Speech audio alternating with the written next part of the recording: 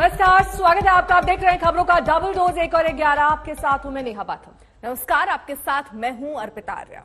मंदिर मस्जिद की कानूनी लड़ाई पूरी रफ्तार से आगे बढ़ रही है। आज अदालतों में एक साथ कई मुद्दों पर कोर्ट का फैसला आना है। 4 तस्वीरें आपके सामने हम रख रहे हैं, जरा समझिए आज का दिन कितना बड़ा है और क्यों है।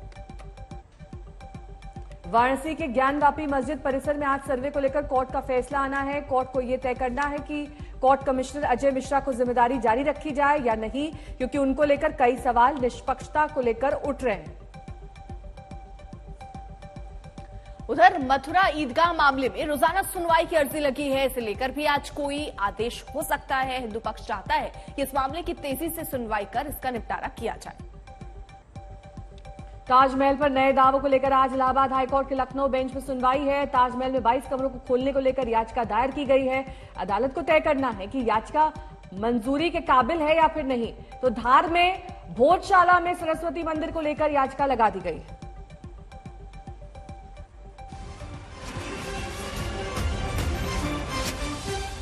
और इस बीच बड़ी खबर, ज्ञानवापी केस में आज अहम फैसले का दिन है। आज फैसला इस बाबत भी लेना है क्योंकि मुस्लिम पक्ष ने आरोप लगाया था कोर्ट कमिश्नर को लेकर कि वो निष्पक्ष जांच नहीं कर रहे हैं।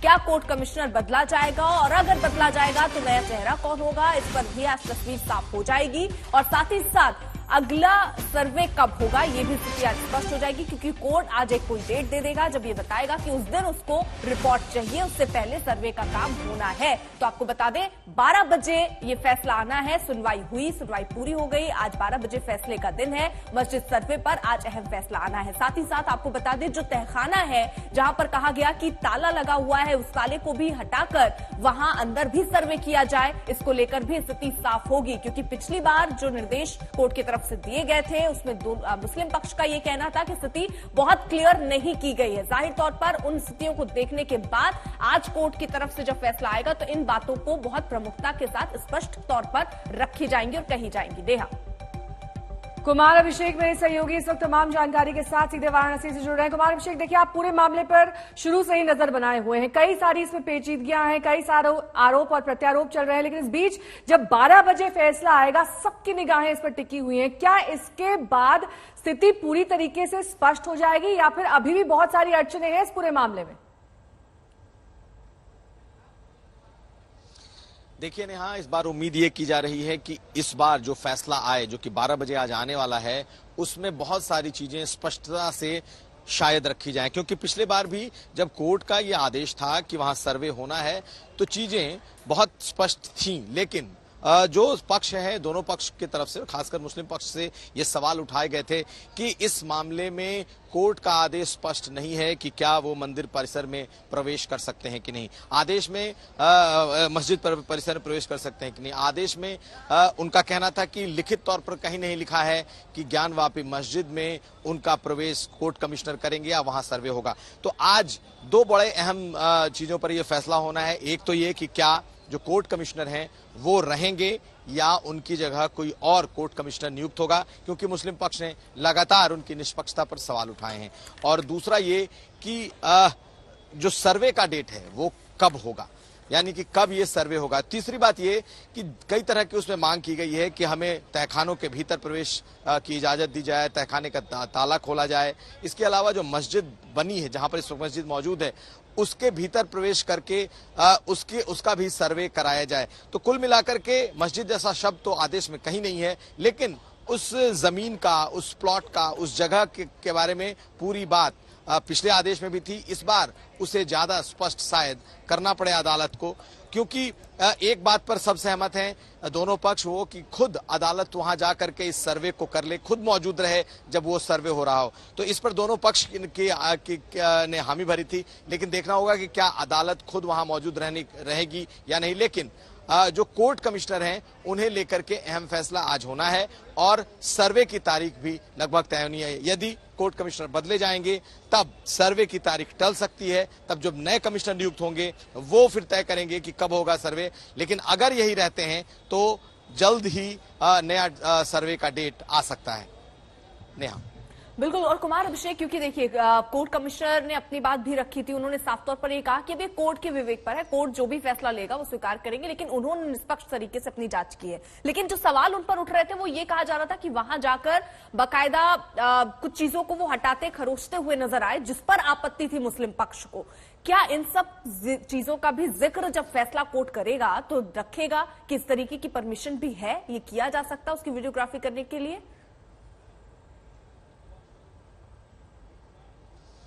देखिए अर्पिता, जो सर्वे हुआ पहले दिन, तकरीबन 2 घंटे के आसपास जो सर्वे चला, वो उस परिसर से बाहर था। यानी कि जहां श्रृंगार गौरी का मंदिर है, जहां सर्वे है, या बाहर से जो फोटोग्राफी हुई वो उस परिसर के बाहर था। और जो अगले दिन प्रार्थना पत्र लगाया गया अदालत में, वो यही लगाया गया कि सबूतों के साथ छेड़छाड़ हो रहा है, जो स्ट्रक्चर है उसके साथ छेड़छाड़ हो रहा है, बाकायदा जो ईंट हैं, जो उसके पत्थर हैं, उसे खुरचे गए हैं।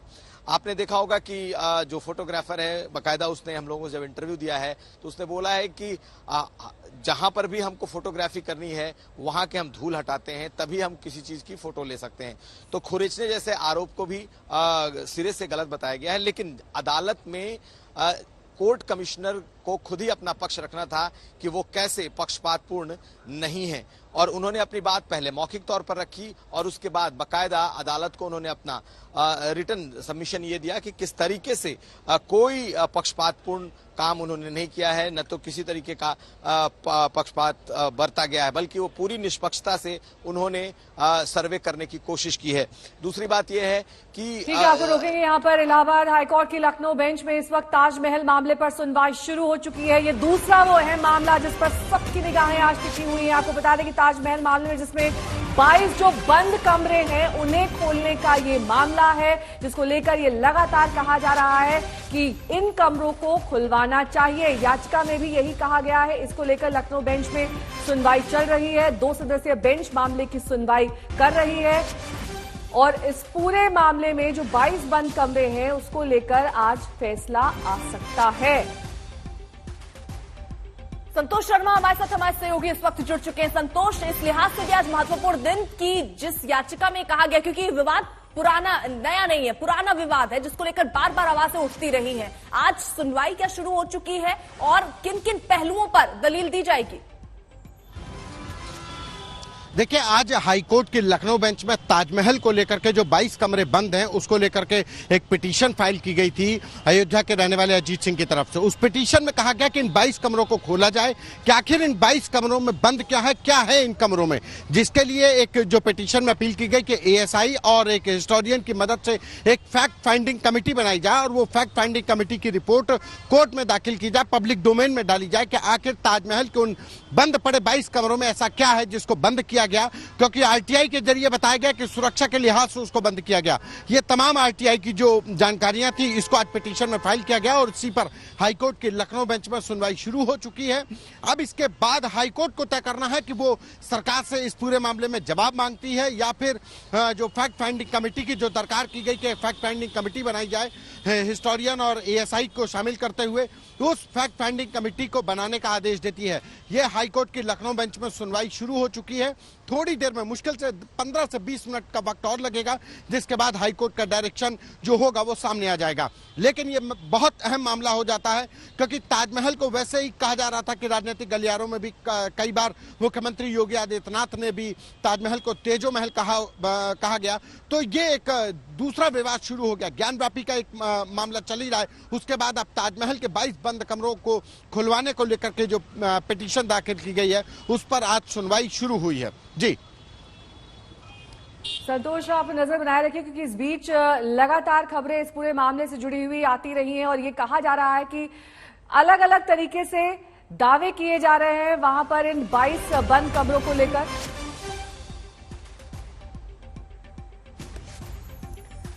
रही संतोष, आप इस बीच देखिए बड़ी खबर आ रही है। ज्ञानवापी केस में आज अहम फैसले का दिन है। 12 बजे वाराणसी की सेशन कोर्ट में सुनवाई इस पर हो रही है, सुनवाई हो चुकी है और फैसला इस पर आना है। आपको बता दें ज्ञानवापी केस में आज अहम फैसले का दिन, और फैसला इस लिहाज से अहम है क्योंकि आपको याद होगा 10 तारीख को रिपोर्ट पेश करना था कोर्ट के सामने। जो कोर्ट कमिश्नर नियुक्त किए गए थे उनको वहां जाकर सर्वे करना था। 6 और 7 तारीख डिसाइड की गई थी। 6 तारीख को सर्वे हुआ, लेकिन 7 को ये मुमकिन नहीं हो पाया क्योंकि वहां भारी विरोध हुआ और ये कहा गया कि कोर्ट ने सिर्फ ये निर्देश दिया है कि परिसर में ही केवल वीडियोग्राफी हो। लेकिन आज कई सारे भ्रम, जिस तरीके की स्थितियां बनी रही, उन सबको देखते हुए बाकायदा सुनवाई हुई और आज उस पर अहम फैसला आना है। जानबूझ करके समाज में कैसे नफरत फैले उस दिशा में जा रहे हैं और जानबूझ करके लोगों के बीच में और खासकर मुसलमान भाइयों के बीच में डर पैदा हो, इसलिए ये इस तरह के काम कर रही है। सुप्रीम कोर्ट के तमाम फैसले हैं जिसमें ये कहा गया है कि पुरानी चीजों से छेड़खानी नहीं हो सकती।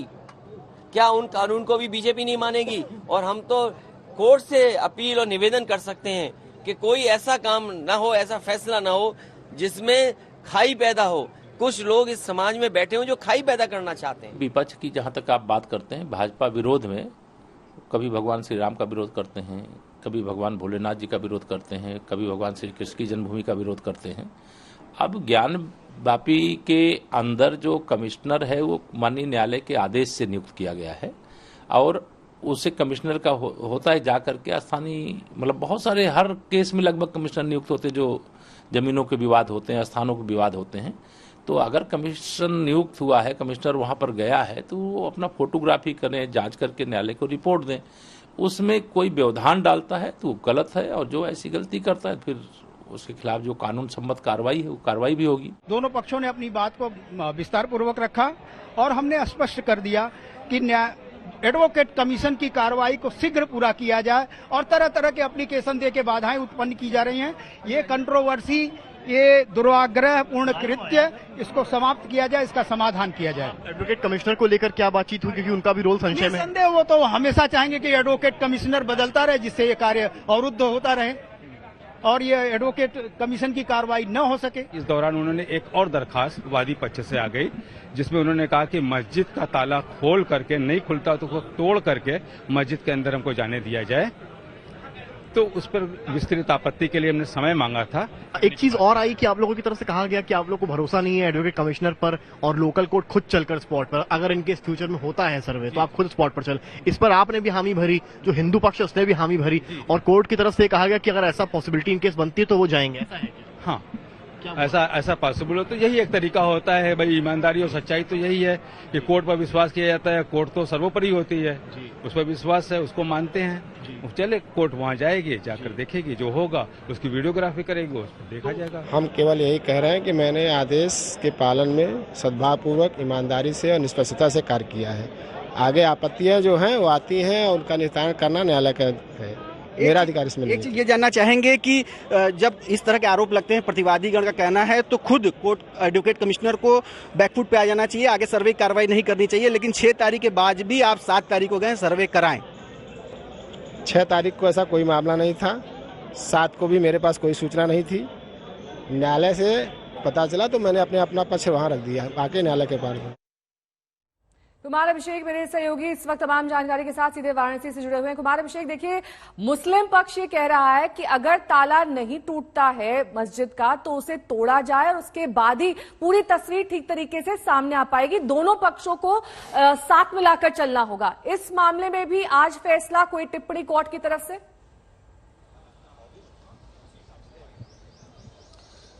नहीं, ताला तोड़ने जैसी बात भले ही मुस्लिम पक्ष की तरफ से आई हो, लेकिन वहां ताला तोड़ने जैसी बात कम से कम जमीनी स्तर पर तो नहीं है।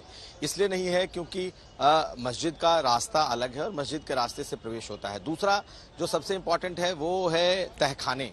तो तहखाने, अगर 1937 का आप दीन मोहम्मद का केस देखें, जिसका जिक्र भी मुस्लिम पक्ष ने लाया है, उसमें बाकायदा उसके जो मैप में ये दिया गया है कि जो तहखाने हैं वो व्यास परिवार के पास रहेंगे और आज भी व्यास परिवार और प्रशासन दोनों की जॉइंट निगरानी में उसे खोला जाता है और उसमें सामान रखे जाते हैं। तो अलग अलग तरीके से बातें जरूर कोर्ट में उठेंगी, लेकिन अहम सवाल यही है कि आज जितनी आपत्तियां उठाई गई हैं उस पर कोर्ट ने जब पूरी सुनवाई कर ली है तो उस पर आखिरी फैसला वो क्या देते हैं, क्योंकि कोर्ट कमिश्नर ने भी अपनी बात रख दी, मुस्लिम पक्ष ने भी अपनी बात रख दी, हिंदू पक्ष ने भी अपनी बात रख दी है। और अब सबसे अहम सवाल है कि क्या कोर्ट कमिश्नर की निष्पक्षता पर जब सवाल खड़े हुए तो क्या उन्हें बदला जाएगा? अगर उन्हें बदला जाता है तो इसमें वक्त लगेगा, क्योंकि फिर नए कोर्ट कमिश्नर आएंगे, वो फिर कोई नई तारीख देंगे। लेकिन अगर उन्हें नहीं बदला जाता तो आप ये मान लीजिए कि सर्वे जल्द से जल्द होगा, क्योंकि 1 दिन का सर्वे हो चुका है। 1 दिन या 2 दिन मैक्सिमम इस सर्वे में लगेंगे, अगर आज के फैसले में उसे ग्रीन सिग्नल मिलता है तो। अब सबसे अहम सवाल यही है कि आज का फैसला क्या आता है, क्योंकि सब कुछ, सारी निगाहें उसी पर टिकी हैं। ठीक है, कुमार अभिषेक रहिए आप साथ। देखिए, अब जो दोनों पक्ष है, यानी मुस्लिम और हिंदू पक्ष जो है, वो अपनी अपनी बातें कह रहे हैं। अब हिंदू पक्ष क्या कह रहा है वो जरा सुनवाते हैं आपको। आज वाराणसी की लोकल कोर्ट में एक बड़ा निर्णय होना है। बातचीत करने के लिए हमारे साथ मौजूद हैं इस वक्त हिंदू पक्ष के वकील जगमोहन जी। बहुत स्वागत है सर आपका। सर, आज कैसे देख रहे हैं, आज क्या आपको लग रहा है, हिंदू पक्ष की क्या एक्सपेक्टेशन है आज? ये तो बहुत बड़ी सांस्कृतिक न्याय की लड़ाई हम लड़ रहे हैं, और ईश्वर ने चाहा तो महादेव की कृपा हमारे ऊपर महादेव की बनी रहेगी। और जो एडवोकेट कमिश्नर की कार्रवाई अधूरी है, निसंदेह अजय कुमार मिश्र जी अधिवक्ता आयुक्त बन के गए हैं, वो अपना कार्य निष्पादित संपादित करेंगे। इस संदर्भ में संभव है माननीय न्यायाधीश महोदय भी अपनी गरिमा में उपस्थिति में इस कार्य का संपादन कराएं। इसलिए हम आशान्वित हैं कि एडवोकेट कमीशन की कार्रवाई पूर्ण होगी। काफी मुस्लिम पक्ष ने आरोप लगाए हैं एडवोकेट कमिश्नर के ऊपर, आपको क्या लग रहा है कि डिसीजन जो है किस तरफ जाएगा? अरे मित्र, ये मुस्लिम पक्ष की तो अदा है, ये उनकी आदत है आरोप लगाना, विक्टिम कार्ड खेलना, और वो तो चलता रहता है। और बात बात पे एप्लीकेशन देना, बात बात पे बाधाएं खड़ा करना, वो कर रहे हैं। हम हर उनके सवाल का जवाब दे रहे हैं। एक एप्लीकेशन आपकी तरफ से भी दी गई थी कि आप लोगों को मस्जिद के अंदर जाना पड़ेगा वीडियोग्राफी के लिए अगर पूरा सच सामने लाना है। इसको लेकर भी आज कोर्ट डिसीजन देगा, आपको क्या लग रहा है किस तरफ जाएगा? नहीं, एक्चुअली इसके पूर्व जो कमीशन जाना था, उसके पूर्व जो वहाँ के मुफ्ती महोदय हैं, उन्होंने कहा था हमारी लाशों पे से गुजरना पड़ेगा। जहाँ ऐसी धमकी भरा वातावरण हो, जब हम लोग गए अंदर, तो वहाँ जाने से पहले हमें रोका गया और ऐसा आक्रांत वातावरण निर्मित किया गया कि वो सुचारू कार्य नहीं हो सका। उससे हम आशान्वित हैं कि अब माननीय न्यायाधीश महोदय के स्पष्ट निर्णय से हो जाए। काशी में ज्ञानवापी, ताजमहल, मथुरा पर माथापच्ची अभी चली रही थी कि एमपी के धार में भोजशाला का विवाद सामने आ गया। हिंदू पक्ष ने भोजशाला को सरस्वती मंदिर बताते हुए वहां होने वाली नमाज पर रोक लगाने की मांग की है। कोर्ट ने हिंदू पक्ष की याचिका स्वीकार भी कर ली है। इधर यूपी में ताजमहल, मथुरा, काशी और ज्ञानवापी का रण खत्म भी नहीं हुआ था कि धार में भोजशाला का विवाद कोर्ट के गलियारे तक पहुंच गया है। देखिए, ये है धार की वो भोजशाला जिसे हिंदू सरस्वती का मंदिर बताते हैं और मुसलमान इसे इबादत गाह कहते हैं। इसी भोजशाला पर हिंदू पक्ष ने इंदौर हाईकोर्ट में एक याचिका दायर की है। हाईकोर्ट ने याचिका स्वीकार कर ली है। आपको बताते हैं कि याचिका में हिंदू पक्ष ने क्या मांग की है। भोजशाला में सरस्वती की प्रतिमा फिर से स्थापित की जाए, पूरे भोजशाला की कलर फोटोग्राफी की जाए, पूरे भोजशाला की वीडियोग्राफी भी की जाए, भोजशाला में नमाज पढ़ने से रोक लगाई जाए। और कमाल मौला के नाम की एक कब्र भोजशाला के बगल में जरूर बनाई गई है। और वो कब बनाई गई है? 1310 में उनकी डेथ हुई थी कमाल मौला की। बहुत पहले यहाँ रहते थे और 1310 में कर्णावती यानी आज का अहमदाबाद, वहाँ उनकी डेथ हुई। उसको 200 साल बाद, एग्जैक्ट 200 साल बाद उनके नाम की एक कब्र बनाई गई। तो हुआ कमाल मौला मजार है। और धीरे धीरे कहने लगे कि ये जो मंदिर है भोजशाला, ये कमाल मौला मस्जिद है। हिंदू पक्ष दावा करता है कि राजा भोज ने यहाँ सरस्वती सदन का निर्माण कराया। उस समय यह शिक्षा का एक बड़ा संस्थान हुआ करता था। बाद में यहाँ पर राजवंश काल में मुस्लिम समाज को नमाज के लिए अनुमति दी गई, क्योंकि ये इमारत बेकार पड़ी थी। यहीं पर सूफी संत कमाल मौलाना की दरगाह है और मुस्लिम समाज लंबे समय से यहाँ नमाज अदा करते रहे हैं। लेकिन अब मुस्लिम पक्ष दावा करता है कि यह सरस्वती सदन नहीं, कमाल मौलाना की दरगाह है। मगर दावों से इतर अब मामला हाईकोर्ट के सामने है। धर्मेंद्र शर्मा, इंदौर, आज तक। मोहाली में धमाके के तार अब तालिबान से जुड़ते दिख रहे हैं। 2 लोग गिरफ्तार किए गए हैं और ये माना जा रहा है कि अफगानिस्तान और पाकिस्तान के जरिए रॉकेट ग्रेनेड पंजाब पहुंचा। चलती कार से इसको खुफिया ब्यूरो की इमारत पर फायर किया गया। कुल मिलाकर नुकसान कम है, लेकिन साजिश बहुत बड़ी है।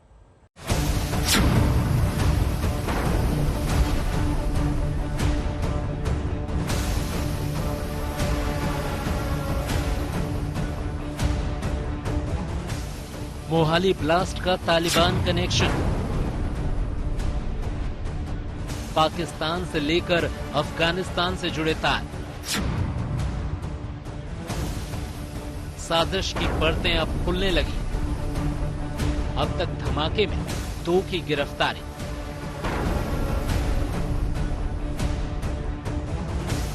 मोहाली में पंजाब पुलिस के खुफिया ब्यूरो के दफ्तर पर रॉकेट लॉन्चर से दागे गए ग्रेनेड के मामले में सारे सबूत इशारा कर रहे हैं कि ये किसी बड़ी साजिश का हिस्सा था।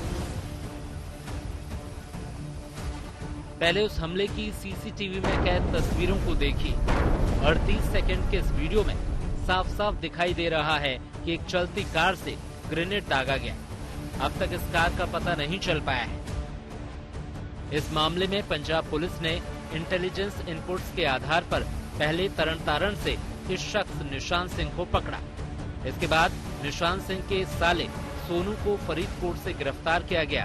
दोनों को 5 दिन की पुलिस रिमांड पर भेजा गया है। निशान सिंह के मुताबिक उसे ये आरपीजी तरन तारण और अमृतसर के बीच 3 लोगों ने सौंपी।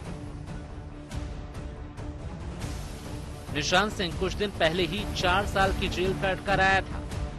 घर वाले उसे बेगुनाह बता रहे हैं। हालांकि वो पाकिस्तान के तस्करों के साथ मिलकर ड्रग स्मगलिंग में शामिल रहा है। अब इस मामले में साजिश के तार बताते हैं कि मामला कितना संजीदा है। असल में जिस आरपीजी से हमला हुआ वो रूस में बनी है। अफगानिस्तान के रास्ते इसको पाकिस्तान लाया गया और फिर वहां से पंजाब पहुंचाया गया। रॉकेट प्रोपेल्ड ग्रेनेड रशिया में बनाया गया था और इसे RPG-22 के नाम से जाना जाता है। इस आरपीजी को इस भवन के ठीक सामने से फायर किया गया था और इस आरपीजी डिवाइस को चलाने के लिए इस्तेमाल किया गया रॉकेट लॉन्चर भी यहां से लगभग 1 किलोमीटर के फासले से बरामद कर लिया गया है। 2 बातें अब साफ हो चुकी हैं और अब सूत्र बताते हैं कि तरन तारण से गिरफ्तार किए गए निशान सिंह से जो प्रारंभिक पूछताछ हुई है उससे सामने आया है कि इस आरपीजी डिवाइस को अफगानिस्तान से भेजा गया था पाकिस्तान के रास्ते। माना जा रहा है कि निशान सिंह को ड्रोन के जरिए आरपीजी मिली। साजिश का खतरनाक एंगल ये भी है कि इससे खालिस्तानी आतंकी हरविंद सिंह रिंदा का नाम जुड़ रहा है, जो कई आतंकी साजिशों से जुड़ा रहा है। रिंदा पहले भी छोटे बदमाशों का इस्तेमाल करता रहा है। भले ही आरपीजी हमले में खास नुकसान नहीं हुआ हो, लेकिन साजिश के तार पाकिस्तान से लेकर तालिबान से जुड़ने से साफ है कि ये नए सिरे से पंजाब को दहलाने की कोशिश थी। मोहाली से मंजीत सहगल के साथ तंसीम हैदर, दिल्ली, आज तक। आगे बढ़ता है। हालांकि ये भी समझना है कि ये जो अदालत है वो वाराणसी में है। इसके आगे आप बहुत स्तर पर जा सकते हैं, आप हाई कोर्ट, सुप्रीम कोर्ट, आगे तक ये पूरा मामला बढ़ सकता है। लेकिन पहला तो अगर 12 बजे ये कह दिया जाता है कि हाँ आगे होगा, आगे वो पूरे इसका सर्वे किया जाएगा, तब तो सीधे तौर पर नेहा समझ लीजिए कि ये मामला न सिर्फ ये मामला बल्कि भोजशाला, अगर ताजमहल को उस हिसाब से देखें या कुतुब मीनार को देखें, क्योंकि हर जगह हिंदू मंदिरों के अवशेष से आगे निर्माण की बात सामने रखी गई है, तर्क सामने रखा गया है। नेहा, ठीक है, कुमार अभिषेक भी हमारे साथ इस वक्त मौजूद हैं। कुमार अभिषेक, देखिए क्योंकि 12 बजे यानी इससे थोड़ी देर पर इस पर फैसला आना है, स्थिति बहुत लिहाज तक क्लियर हो जाएगी, साफ हो जाएगी, लेकिन उसके बाद आप वहां माहौल क्या देख रहे हैं? अगर आप दिखा पाए तस्वीरों के माध्यम से तो जरा दिखाइए कि क्या लोग जुट रहे हैं या किस तरीके का माहौल वहां पर आपको दिख रहा है?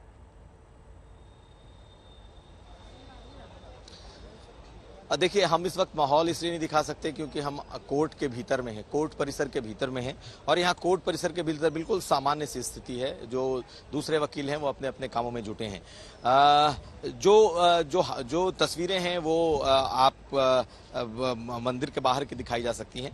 लेकिन मैं दूसरी बात कह रहा हूं, जिस बात का जिक्र अभी श्वेता ने किया, वर्शिप एक्ट 1991, तो मैं उस बारे में एक और चीज जोड़ूं कि जो हिंदू पक्ष है वो ये कह रहा है कि 1991 के एक्ट में धार्मिक स्वरूप बरकरार रखने की बात की गई है, यानी कि जिसका जो धार्मिक स्वरूप 1947 में रहा है उसी धार्मिक स्वरूप। तो यहां अगर काशी और ज्ञानवापी को लें तो इनका कहना है कि ये जो पूजा है, चाहे श्रृंगार गौरी की पूजा हो या फिर तहखाने का अधिकार हो या फिर तहखाने के भीतर जाकर पूजा करने का हो, मस्जिद उसके ऊपर थी।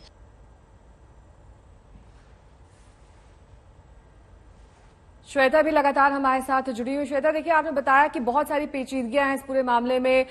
मुस्लिम अपना पक्ष रख रहे हैं, हिंदू अपना पक्ष रख रहे हैं, लेकिन इस बीच जो कोर्ट कमिश्नर है उनको बदलने के फैसले को लेकर भी एक बड़ा सवाल यहां पर बना हुआ है, क्योंकि अगर वो बदले जाते हैं तो इस पूरे मामले में और डिले हो सकता है।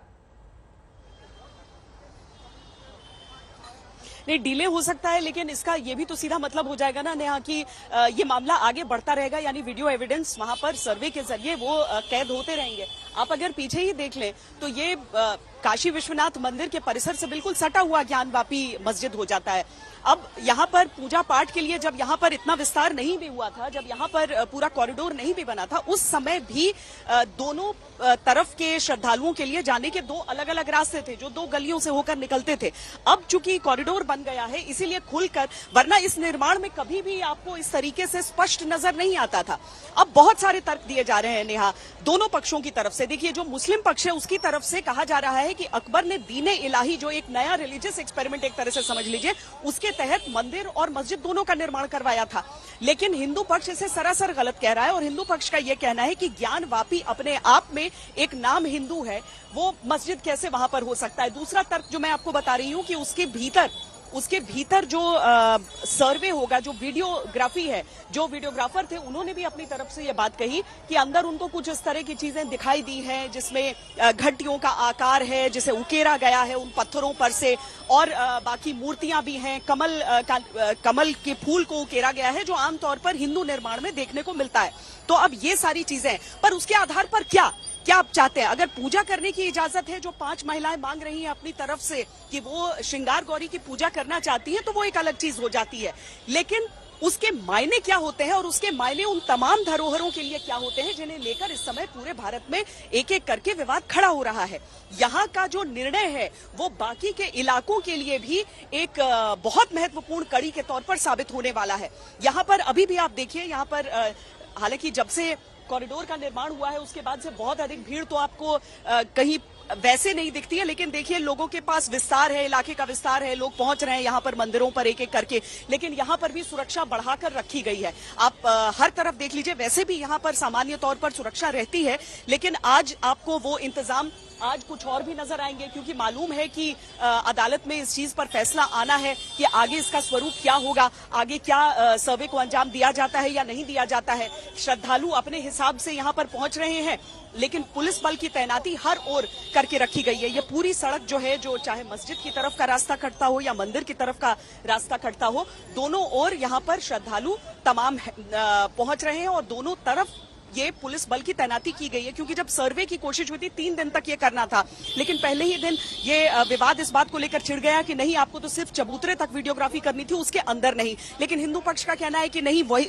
जो सबूत है कि वहां पर श्रृंगार गौरी की प्रतिमा है या गणेश जी और हनुमान जी जिनकी पूजा करना चाहते हैं, वो मस्जिद के भीतर भी है। अब इस चीज को लेकर लड़ाई चल रही है और जैसा कि आपने कहा कि अधिकारी को बदलने को लेकर जो बात मुस्लिम पक्ष की तरफ से की जा रही है वो सीधे तौर पर इसलिए ताकि एक न्यूट्रल, एक निष्पक्ष तरह से यहाँ पर वो वीडियो भी लिए जाएं, वो तमाम सबूत इकट्ठे किए जाएं और उसके आधार पर आगे निर्णय हो। लेकिन चूंकि इस सर्वे के लिए तैयारी है, इस सर्वे के लिए तैयार हुए हैं, न्यायपालिका इस समय तैयार है, तो अभी वाकई किस तरीके से बाकी के मामले बढ़ेंगे वो देखने वाली चीज हो जाएगी। आज तो यहाँ पर हम सुरक्षा भी देख रहे हैं और उसके बीच श्रद्धा भी देख रहे हैं। नेहा, ठीक है श्वेता, आप रहिए, वो तस्वीरें भी आप दिखा रही हैं किस तरीके से वहां सुरक्षा भी बढ़ाई गई है। और संतोष भी हमारे साथ हमारे सहयोगी जुड़े हुए हैं। तो जहां एक तरफ देखिए नजर ज्ञानवापी मामले पर है, जहां 12 बजे की तरफ अब फैसला आना है, वहीं ताजमहल को लेकर, ताजमहल विवाद को लेकर भी देखिए सुनवाई चल रही है। संतोष हमारे साथ मौजूद हैं, जो कि इस वक्त लखनऊ में मौजूद हैं। संतोष, किस तरीके की सुनवाई आगे बढ़ रही है? 22 कमरों का ये पूरा मामला, क्यों 22 कमरे खुलने चाहिए और उसके अंदर क्या है वो हकीकत, वो रहस्य सामने आना चाहिए। सुनवाई किस तरीके से आगे बढ़ रही है? देखिए, हाईकोर्ट की लखनऊ बेंच में ये सुनवाई हो रही है। दोनों ही तरफ से वकील, जो पिटीशन है जिसकी तरफ से याचिका दाखिल की गई है, उनके वकील वहां पर खड़े हैं। उनके द्वारा अपना पक्ष रखा जा रहा है कि क्यों ताजमहल में जो 22 बंद कमरे हैं उनको खुलवाया जाए। उसमें जो तर्क रखे जा रहे हैं, जो पिटीशन फाइल की गई, उसमें साफ तौर पर कहा गया कि आरटीआई से याचिकाकर्ता ने तमाम जो जानकारी मांगी कि आखिर ये 22 कमरे बंद क्यों हैं, तो कहा गया कि सुरक्षा के लिहाज से बंद है। तब उसने ये याचिका पिटीशन फाइल की है कि इन 22 कमरों में ऐसी क्या वजह है जिसकी वजह से सुरक्षा का हवाला देते हुए बंद किया गया। इन कमरों में ऐसा क्या है जिसके लिए एक फैक्ट फाइंडिंग कमेटी बनाई जाए और इस फैक्ट फाइंडिंग कमेटी में एएसआई यानी आर्कियोलॉजिकल सर्वे ऑफ इंडिया के अधिकारी शामिल हों, इतिहासकार शामिल हों और उनकी एक joint committee fact finding report बना करके कोर्ट में सबमिट करे और कोर्ट में सबमिट करने के साथ साथ उस रिपोर्ट को पब्लिक डोमेन में भी डाला जाए। ये पिटीशन में कहा गया है ताकि लोगों को भी पता चले कि आखिर ताजमहल में इन 22 बंद कमरों में आखिर क्या है, इसका राज क्या है। यह पिटीशन में दाखिल किया गया। आज की इस अहम सुनवाई इसलिए बहुत महत्वपूर्ण हो जाती है क्योंकि आज इस सुनवाई में कोर्ट ये निर्णय लेना होगा कि इस के आगे की कार्रवाई क्या हो। सरकार से इसमें जवाब दाखिल करने को वक्त दिया जाता है, इसमें स्टेटस रिपोर्ट मांगी जाती है कि वर्तमान में ताजमहल के अंदर जो स्ट्रक्चर हैं, जो 22 बंद कमरे हैं, उनकी स्टेटस रिपोर्ट क्या है, सरकार से मांग सकती है। वहीं दूसरी तरफ जो फैक्ट फाइंडिंग कमेटी की जो कंस्टिट्यूट करने के लिए जो बात कही गई है, उसको लेकर के भी आज कोर्ट निर्देश दे सकता है। तो आज इन्हीं मुद्दों को लेकर के जो पिटिशनर है उनकी तरफ से वकील हाईकोर्ट के लखनऊ बेंच में अपना तर्क रख रहे हैं। करीब 15 मिनट हो चुका है तर्क रखते हुए, वहां पर यह बहस शुरू हो चुकी है। उसके बाद ये तय होगा कि हाईकोर्ट की लखनऊ बेंच इस ताजमहल के मामले में क्या निर्णय देता है, क्या निर्देश देता है, आगे की क्या कार्रवाई होती है, यह हाईकोर्ट की लखनऊ बेंच में आज तय होगा। जी ठीक है संतोष, लौटेंगे आपके पास। श्वेता अभी हमारे साथ लगातार वाराणसी से जुड़ी हुई हैं। श्वेता, आप बता रही थी कि कैसे अभी पूरा मामला धीरे धीरे अपनी सुनवाई की ओर बढ़ चला है। फैसला भी आना है आज 12 बजे, सुनवाई पूरी हो चुकी है हालांकि, लेकिन इस बीच वीडियोग्राफी को लेकर दोनों पक्ष की दलील अलग अलग है। मुस्लिम पक्ष ये चाहता है कि एक पॉइंट के आगे वीडियोग्राफी ना की जाए, हिंदू पक्ष ये चाहता है कि पूरा का पूरा मामला जहां पर भी आगे अब सर्वे किया जाए वहां पूरी तरीके से वीडियोग्राफी की जाए ताकि तस्वीर साफ हो सके, क्योंकि बहुत सारे ऐसे लोग हैं जिन्होंने कभी अंदर जाकर देखा ही नहीं है। ऐसे में जब पूरी टीम पहुंचे तो उसके फैक्ट्स रिकॉर्डेड हो। देखिए, दो चीजें हैं जिसमें आकर ये मामला थोड़ा सा और पेचीदा होगा और शायद दिक्कत आएगी कि क्या इसमें निर्णय दिया जाए।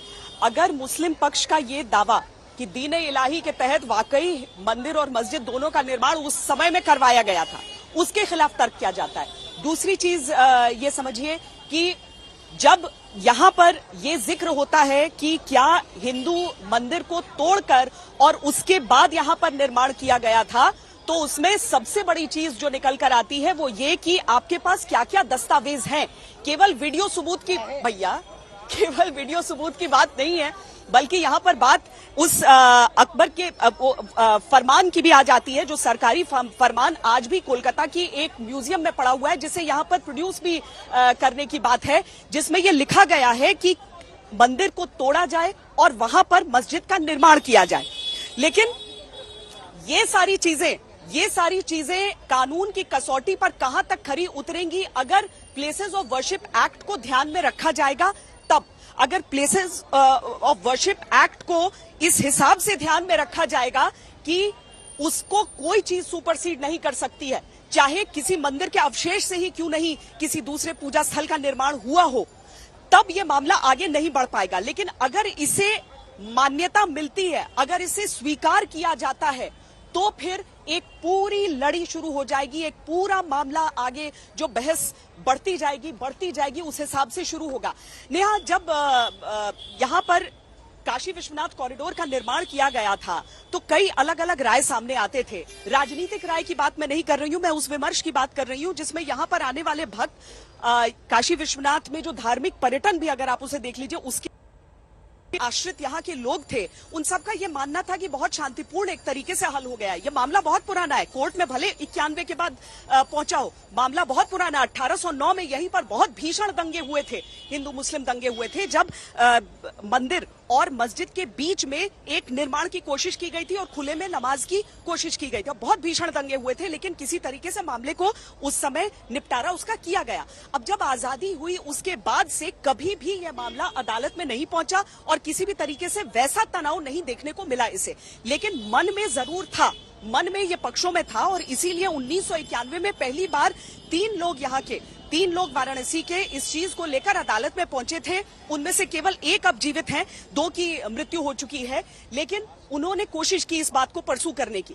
अब आखिरकार दोबारा ये मामला तब अचानक तूल पकड़ता है जब 5 औरतों ने कहा कि हम तो श्रृंगार गौरी की पूजा करना चाहते हैं। 92 के बाद से पहले तक सबको अधिकार था कि आप रोज जाकर पूजा कर सकते हैं, लेकिन चूंकि उस समय अयोध्या में जो मामला था वो हुआ, उसके बाद से कहा गया आप रोजाना यहाँ पर पूजा नहीं कर सकते। पूरे साल में एक दिन को निर्धारित किया गया जिस दिन आप जाकर वहां पर पूजा अर्चना कर सकते थे।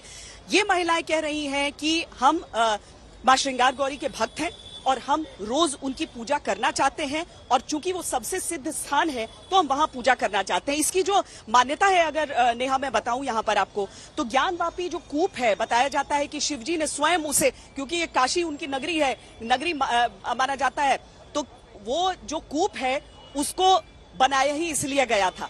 और श्रृंगार गौरी का महत्व वहां से इसीलिए हो जाता है क्योंकि ज्ञान वापी जो कूप है उसे इसीलिए शिवजी ने यहां पर बनाया था ताकि वो माता पार्वती को यहां पर ज्ञान दे। अब श्रृंगार गौरी का महत्व कितना यहां पर बढ़ जाता है, चूंकि यहां पर 12 ज्योतिर्लिंगों में एक काशी विश्वनाथ धाम भी है, तो ये दोनों चीजें मिलाकर, इसकी मान्यता को देखकर, इसकी अहमियत को देखकर अदालतें शुरुआत से ही बहुत संवेदनशील तरीके से ऐसे मामलों को एड्रेस करती रही हैं। अब जिस जगह पर यह पूरा मामला खड़ा है उसमें एक तरफ वो कानून है जिसे छुआ नहीं जा सकता है और अयोध्या में निर्णय आने के बाद ये तय किया गया था कि शायद अब आगे किसी भी पूजा स्थल को लेकर मामला उठे नहीं, लेकिन ये तर्क अब देखते हैं कैसे लिया जाता है। ठीक है श्वेता, रहिए आप साथ। समर्थ भी इस वक्त हमारे साथ जुड़ चुके हैं और समर्थ देखिए, क्योंकि ऐसा लग रहा है कि आप कोर्ट के बाहर ही हैं और बड़ा सवाल यहां पर यही खड़ा हो रहा है क्योंकि एक परिसर जो पहले फैसला निर्देश दिया गया था उसमें मुस्लिम पक्ष कह रहा है कि वो परिसर तक केवल उसमें आप वीडियोग्राफी कर सकते हैं लेकिन आप अंदर नहीं आ सकते हैं। अब ये दलील वहां पर दी गई है कि आप अंदर हम जाना चाह रहे हैं, तहखाने के ताले को तोड़कर वहां पर भी हम वीडियोग्राफी करना चाह रहे हैं। इस पर भी आज देखिए एक बड़ा फैसला आएगा। साथ ही साथ कल जो दलीलें दी गई, कल जिस तरीके की बातें हुई, उसके बाद एक राय, एक सहमति इस बात पर बनी कि लोकल कोर्ट की निगरानी में दोनों पक्ष इस बात के लिए तैयार थे, मुस्लिम पक्ष और हिंदू पक्ष दोनों, कि लोकल कोर्ट की निगरानी पर आगे जांच हो, आगे वीडियोग्राफी हो, जिस पर सहमति भी एक जताई गई कि अगर ऐसा दोनों पक्षों को लगता है तो ये हो सकता है। समर्थ, क्या ऐसी संभावना है कि लोकल कोर्ट की निगरानी में ही आज आगे का सर्वे हो या आगे जब भी सर्वे होना है तो हो?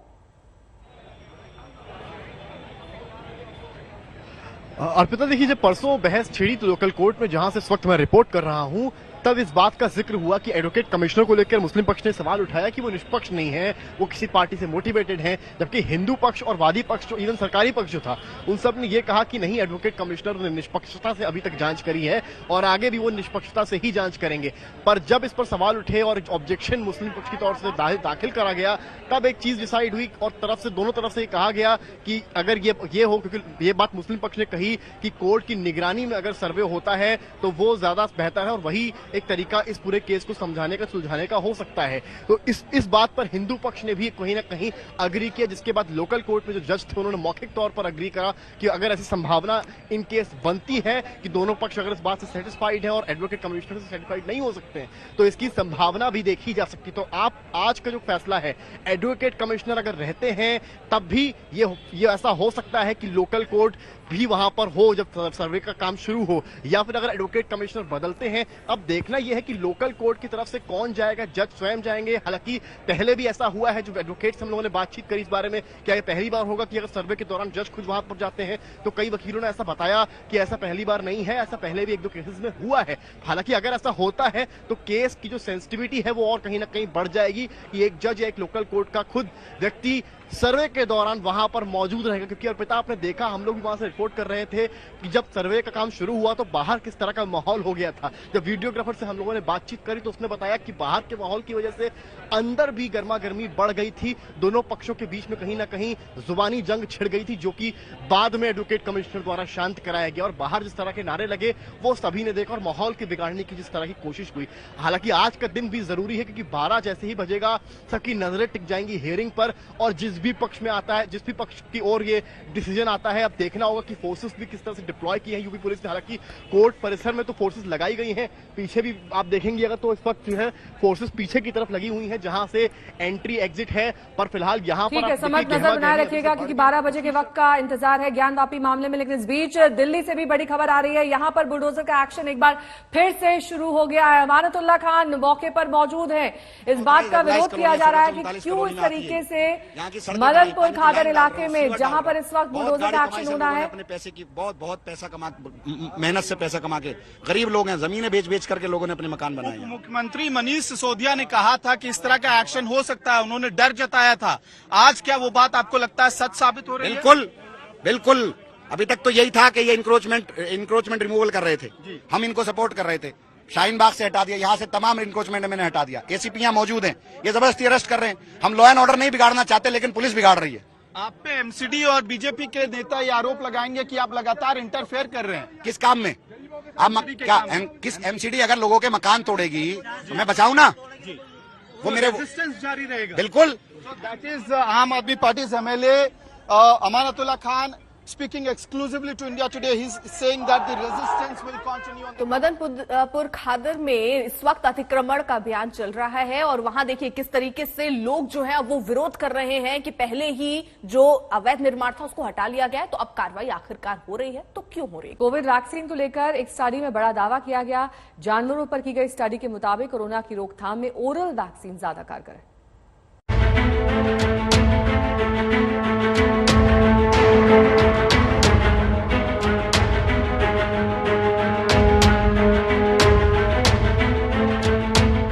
बीते करीब 1.5 साल से दुनिया भर में कोरोना की वैक्सीन लगाई जा रही है। इसके बाद से कोरोना की लहरों का कहर तो कम हुआ है, लेकिन ये खत्म होने को तैयार नहीं है। अभी भी चीन और यूरोप के कई देशों में कोरोना की चौथी लहर चल रही है। इससे चीन में तो ऐसा भीषण लॉकडाउन लगाना पड़ा है कि वहाँ पर इकोनॉमी भी सुस्त पड़ने लगी है। संक्रमण को रोकने के लिए इतने सख्त प्रतिबंध लगाए गए हैं कि लोगों को घरों पर सामान की डिलीवरी तक लेने से रोक दिया गया है। ऐसे में घूम फिरकर सभी उम्मीदें फिर से वैक्सीन की तरफ मुड़ जाती हैं। अब साइंस ट्रांसलेशन मेडिसिन जर्नल में छपी एक स्टडी में दावा किया गया है कि कोरोना से लड़ने में ओरल वैक्सीन ज्यादा कारगर साबित हो सकती है। स्टडी के मुताबिक मुंह के जरिए दी जाने वाली वैक्सीन ने जानवरों में बीमारी की डिग्री को सीमित कर दिया है। दावा किया गया है कि इससे हवा के जरिए फैलने वाले संक्रमण पर भी रोक लगी है। रिसर्च टीम ने SARS-CoV-2 वायरस हैमस्टर के शरीर में टीके के साथ छोड़ा, जिसने खून और फेफड़ों में एक मजबूत एंटीबॉडी प्रतिक्रिया दिखाई। ड्यूक यूनिवर्सिटी की रिसर्चर स्टेफनी एन लैंगल की अगुवाई में ये रिसर्च की गई है। स्टेफनी के मुताबिक दुनिया भर में कम इम्यूनिटी देखी जा रही है, जो बच्चों में तो वाकई में कम है। इस बात की संभावना हमेशा से बनी हुई है कि वैक्सीनेटेड शख्स भी खुद बीमार हो या ना हो, लेकिन दूसरे लोगों में इसे फैला सकता है। ऐसे में इस तरह की वैक्सीन बहुत जरूरी है जो लोगों को वायरस से सुरक्षित रखे और उसे फैलने न दे, जिससे गैर वैक्सीनेटेड लोग भी सुरक्षित रहें। स्टडी से पता चला है कि मुंह या नाक से SARS-CoV-2 वैक्सीन दिए गए हैमस्टर्स में इंजेक्शन के जरिए दी गई वैक्सीन के मुकाबले में नाक और फेफड़ों में कम संक्रमण मिला। रिसर्चर्स मानते हैं कि कम संक्रमण होने के कारण ही नाक और मुंह से ज्यादा वायरस नहीं फैलते। ओरल नेजल वैक्सीन से वैक्सीनेटेड हैमस्टर्स में रोबस्ट और क्रॉस रिएक्टिव एंटीबॉडीज देखी गई है। ये नोज और माउथ में आईजीए एंटीबॉडीज को बढ़ा देता है, जिससे ब्रेक थ्रू इन्फेक्शन यानी वैक्सीन लगने के बाद होने वाला संक्रमण या री इन्फेक्शन, नेचुरल इन्फेक्शन होने के बाद के संक्रमण होने के चांसेस को भी कम किया जा सकता है। ये ओरल और नेजल वैक्सीन कंफर्टेबल होने के साथ साथ वायरस को कंटेन करने में अधिक इफेक्टिव साबित हो सकती है, क्योंकि डेटा के अनुसार ये मौजूद वैक्सीन की तुलना में लंबे समय तक चलने वाली सुरक्षा प्रदान करने में भी सक्षम है। साथ ही इन वैक्सीन से बीमारी की गंभीरता और हॉस्पिटलाइजेशन के साथ साथ संक्रमण को फैलने से भी रोका जा सकता है। रिसर्च में कहा गया है कि अगर इस तरह वैक्सीन इंसानों पर भी असर करती है तो टीकाकरण करा चुके लोग भी वायरस नहीं फैला सकेंगे। आज तक ब्यूरो। जबरदस्त विरोध हो रहा है। आप विधायक अमानतुल्लाह खान, अब से कुछ देर पहले आप उनको सुन रहे थे, जिनका ये कहना था कि हम स्थानीय लोगों को यहाँ पर परेशान नहीं होने देंगे, और इस बीच बहस भी पुलिस वालों से की जा रही है। लेकिन अगर मेरी गिरफ्तारी से अगर लोगों के मकान बचते हों तो मैं गिरफ्तार होने को तैयार हूँ। अगर मेरी गिरफ्तारी से गरीबों के मकान बचते हों तो आप मुझे गिरफ्तार कर लो। अमित भारद्वाज हमारे समाज सेवकी वहां से जुड़ चुके हैं। अमित, किस तरीके के हालात बने हुए हैं और क्या कार्रवाई चल रही है या ज्यादा विरोध बढ़ता हुआ दिख रहा है?